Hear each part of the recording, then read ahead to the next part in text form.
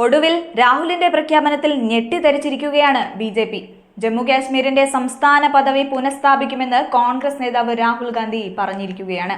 വരാനിരിക്കുന്ന ജമ്മു കാശ്മീർ നിയമസഭാ തെരഞ്ഞെടുപ്പിൽ കോൺഗ്രസ് പ്രചാരണത്തിന് തുടക്കമിട്ട് സംസാരിക്കുകയായിരുന്നു അദ്ദേഹം. തങ്ങൾ അധികാരത്തിലെത്തിയാൽ ജമ്മു കാശ്മീരിന്റെ സംസ്ഥാന പദവി പുനഃസ്ഥാപിക്കുമെന്നാണ് രാഹുൽ ഗാന്ധിയുടെ പ്രതികരണം. ബി ജമ്മു കാശ്മീരിന് സംസ്ഥാന പദവി പുനഃസ്ഥാപിക്കണമെന്ന് ആവശ്യപ്പെടണം.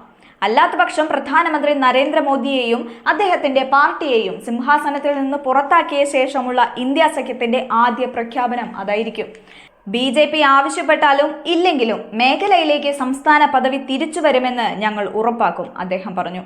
ഇന്ത്യ സഖ്യത്തിന്റെ കീഴിൽ തങ്ങൾ സർക്കാരിൽ സമ്മർദ്ദം ചെലുത്തുമെന്നും ലോക്സഭാ പ്രതിപക്ഷ നേതാവ് കൂടിയായ രാഹുൽ ഗാന്ധി പറഞ്ഞു. ജമ്മു കാശ്മീർ കേന്ദ്ര ഭരണ പ്രദേശമാക്കി മാറ്റുന്നതിന് മുൻപ് ഒരു സംസ്ഥാനമായിരുന്നു. എന്നാൽ ബി 2 കേന്ദ്രഭരണ പ്രദേശങ്ങളായി തരം താഴ്ത്തി. ജനാധിപത്യം എന്ന പദം സ്വന്തം അസംബ്ലിയുള്ള ഒരു സംസ്ഥാനത്തിന് ചേരുന്നതാണ്. അവിടെ പ്രശ്നങ്ങൾ ചർച്ച ചെയ്യുകയും നിയമങ്ങൾ നിർമ്മിക്കുകയും ചെയ്യുന്നു. അത്തരത്തിലുള്ള എല്ലാ കാര്യങ്ങളും കാശ്മീരിൽ നിന്ന് തട്ടിയെടുത്തു എന്ന് രാഹുൽ ഗാന്ധി പറഞ്ഞു. 1947 മുൻപുള്ള ജമ്മു കാശ്മീരിലെ രാജാക്കന്മാരുടെ ഭരണത്തെക്കുറിച്ചും അദ്ദേഹം പരാമർശിച്ചു. ജനാധിപത്യത്തിനും തെരഞ്ഞെടുക്കപ്പെട്ട ഒരു ഗവൺമെന്റിനും വഴിയൊരുക്കുന്നതിന് മഹാരാജാവിനെ മാറ്റി നിർത്തി. എന്നിരുന്നാലും ഇവിടെ ഒരു LG ഉണ്ട്.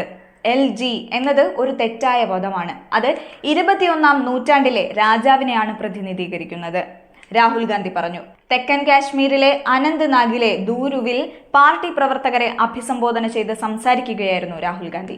ഇന്ത്യ സഖ്യത്തിന്റെ ശക്തി പ്രകടനത്തിൽ നാഷണൽ കോൺഫറൻസ് പ്രസിഡന്റ് ഫാറൂഖ് അബ്ദുള്ളയും MP മിയാൻ അൽത്താഫും പങ്കെടുത്തു. 90 സീറ്റുകളുള്ള നിയമസഭാ തെരഞ്ഞെടുപ്പിൽ ഇരു പാർട്ടികളും സംയുക്തമായാണ് മത്സരിക്കുന്നത്. CPM-ഉം ഈ സഖ്യത്തിന്റെ ഭാഗമാണ്. നേരത്തെ ലോക്സഭാ തെരഞ്ഞെടുപ്പിലും ഇന്ത്യ സഖ്യത്തിന്റെ ഭാഗമായാണ് ഈ കക്ഷികൾ മത്സരിച്ചിരുന്നത്.